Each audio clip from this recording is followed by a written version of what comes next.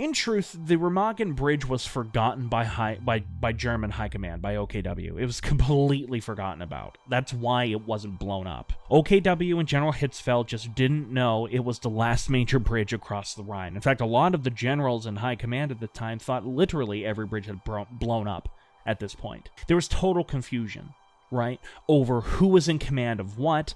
Again, my documentary goes into excruciating detail about the confusion of High Command, particularly on the German side, while how organized it was on the American side, all things considered. In Hitzfeld, for example, he was transferred command of that sector at the very last second. He didn't care about it at all. He thought it was diddly squat compared to getting as many of his divisions across the river before the Americans could blow up their stuff.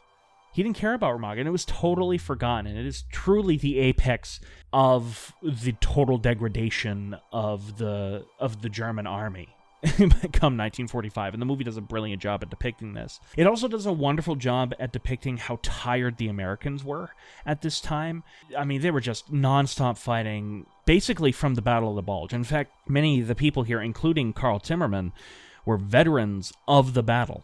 And they've been pretty much on the move since that battle. In fact, Timmerman was actually promoted the day before, since his commanding CO was shot. No one else was there, so they gave it to Timmerman. And I'm betting, as we see Hauptmann I bet you he was definitely antsy, because we know that a lot of soldiers come 1945 on the Western Front were really just saying, we just want the war to end. They were just wishing it done, and they were tired. They were exhausted. Many, quite frankly, didn't take the Germans seriously anymore because they knew they'd been beaten. And most of the people that they've been fighting have been old men and young boys, and they've been surrendering by the thousands at this point. Now, the skirmish that we see at the about a third of a way through the movie, which takes place the day before the actual battle begins. That is very accurate. In fact, that happened, and it's portrayed very accurately to the actual skirmish that happened. Timmerman, he was a bit reluctant to take command, but he basically had no choice, and that is depicted here with Hauptmann. In fact, he has a great line here, Hauptmann, that I think kind of shows just how tired these men are. Why the hell don't you admit it? You don't like riding point. I don't like riding point.